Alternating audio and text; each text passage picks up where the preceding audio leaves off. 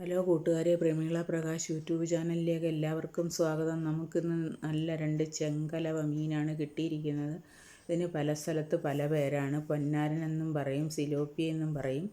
നല്ല 2 മീനാണ്. അതിനെ നമ്മൾ കഴുകി വെട്ടി അരിഞ്ഞ് വൃത്തിയാക്കി വെച്ചിട്ടുണ്ട്. അതിനുശേഷം നമുക്ക് അതിലേക്ക് അരയ്ക്കാനുള്ള അരപ്പ് തയ്യാറാക്കാം.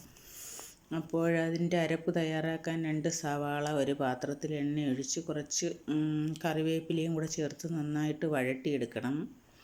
നല്ലതുപോലെ വഴണ്ട് വരണം സവാള. അതിനൊരു ബ്രൗണിഷ് നിറം ആവുന്നത് വരെ നന്നായി വഴറ്റി കൊടുക്കണം.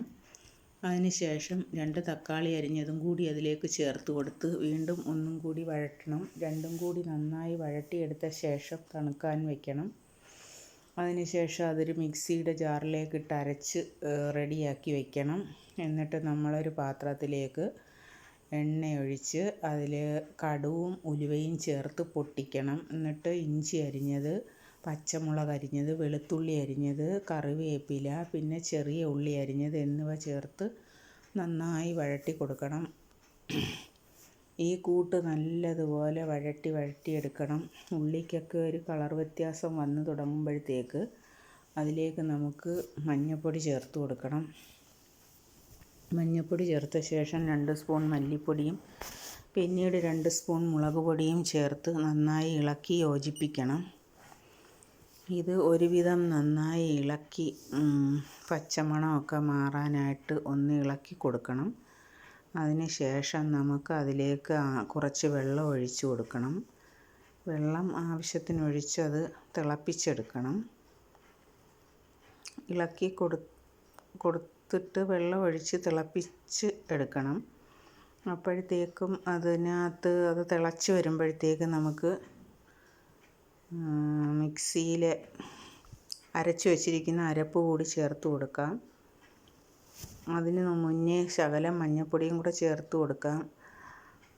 മഞ്ഞ കളറിൻ്റെ ഒരു കുറവുണ്ടായിരുന്നു. മഞ്ഞൾപ്പൊടി ആദ്യം കുറച്ചാണ് ഇട്ടത്. അതുകൊണ്ട് മഞ്ഞൾപ്പൊടിയും ചേർത്ത് മിക്സിയിലെ അരപ്പും ചേർത്ത് കൊടുക്കാം.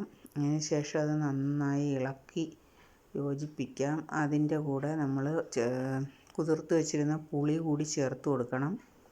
എന്നിട്ടിത് നന്നായി ഇളക്കി യോജിപ്പിക്കണം. നന്നായി തിളച്ച് കിടക്കുന്ന അരപ്പിലേക്ക് വെട്ടി കഴുകി വൃത്തിയാക്കി വെച്ചിരിക്കുന്ന മീൻ കഷ്ണങ്ങൾ പറക്കി ഇട്ട് കൊടുക്കണം. ഇത് യാതൊരു കാരണവശാലും തവി കൊണ്ട് ഇളക്കി കൊടുക്കരുത്. ഈ മീൻ കഷ്ണങ്ങൾ വെന്തുടയാൻ ചാൻസ് ഉണ്ട്. അതുകൊണ്ട് നമ്മൾ അതിൻ്റെ മുകളിലോട്ടൊക്കെ കുറച്ച് അരപ്പ് ഒഴിച്ചു കൊടുത്തിട്ട് ഒരടപ്പ് കൊണ്ട് മൂടി കുറച്ച് നേരം വേവിക്കാൻ വെക്കണം. കുറച്ച് കഴിയുമ്പോൾ അത് നന്നായി തിളച്ച് കഴിയുമ്പോൾ തവിയിട്ടിളക്കാതെ ചട്ടി എടുത്ത് മൊത്തത്തിൽ കറക്കി വെക്കണം. കറക്കി വെച്ചിട്ട് കുറച്ചും കൂടി നേരം അതിനെ വേവിക്കാൻ വെക്കണം. വേവിക്കാൻ വെച്ച ശേഷം നമുക്ക് കുറച്ച് കറിവേപ്പില അതിൽ തൂകി തീ ഓഫ് ചെയ്യാം. ഇനി കറി താഴേക്ക് വാങ്ങി വയ്ക്കാം. അടുപ്പിൽ നിന്നും വാങ്ങി വയ്ക്കാം. അടിപൊളി മീൻ കറിയാണ്. എല്ലാവരും തയ്യാറാക്കണേ.